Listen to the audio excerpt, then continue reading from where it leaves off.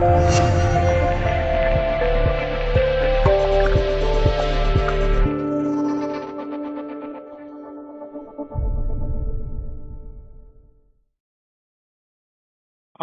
岁的小邓因为咳嗽发热到当地医院就诊，当时查胸片考虑右上肺炎，医生予以抗生素治疗。之后小邓的症状有所好转，但回家后不到1周，小邓再次出现相同的症状，于是再次来到医院。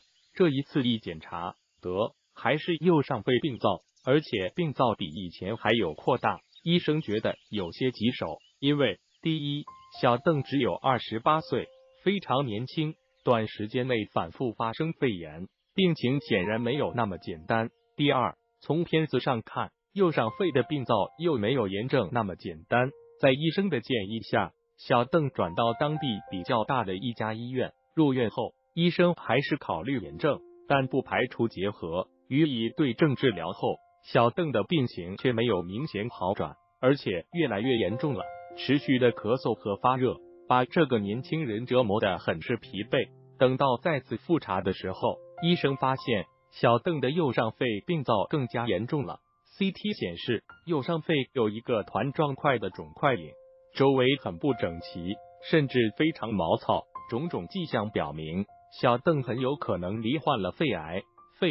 老天，换了2家医院，最终得出可能是这个结论。小邓一时难以接受，但医生劝他不要着急，说现在只是有可能，建议小邓做进一步检查。小邓的家属得知情况后，也是心急如焚，于是商议之后，一家人又转到了省里的医院。此时，小邓已经起病半月之久，辗转了3家医院，看病的艰辛可想而知。更糟糕的是，前2家医院都没有给他一个明确的诊断，这让他诚惶诚恐。毕竟自己才28岁，可到了更大的医院，也不意味着短期内一定能给个结论。医生详细的看了各种检查，发现小邓 CT 上显示的右上肺肿块的确非常符合肺癌的诊断标准，但是小邓从不抽烟，也没有肺癌的家族遗传史，而且起病突然，这些又让医生犹豫不决。真相到底是什么？医生建议要完善支气管镜检查。支气管镜就是将一根内镜插入气管，循腔观察整个气道的情况。它的优势在于能够发现肿瘤性病变，也可以支持下进行活检。2天后，在对小邓进行支气管镜检查的时候，一个肿块出现在了医生的视野中，周围有非常多的脓液和痰液，冲洗吸取之后，隐隐能看到病灶，看起来还真像肺癌。但医生使用活检钳夹住肿块准备活检的时候，意外一幕出现了，那肿块竟然被拉动了。这是什么？因为痰液和脓液的覆盖，医生一时看不清楚，直到完全拉出来，放在盐水里一清洗，这才发现竟然是一块辣椒。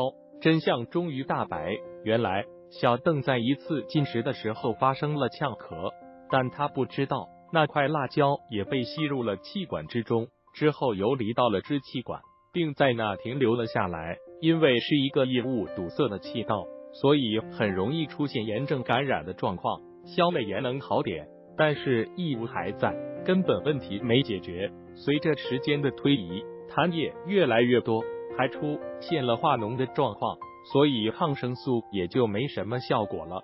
复查片子会发现右上肺的病灶越来越大。事后，医生感慨，8年来第一次遇到这种情况，这块辣椒伪装的可真好，直到拉出来的那一刻，还不能确定它是什么，更何况在影像学下面发现是多么难了，也更难怪会被当作肺癌。医生说，这一例支气管异物非常特殊，非常罕见，因为特殊的位置、特殊的伪装、特殊的症状，使得很容易被误诊为肺癌。万幸的是，一波三折，终于确诊了。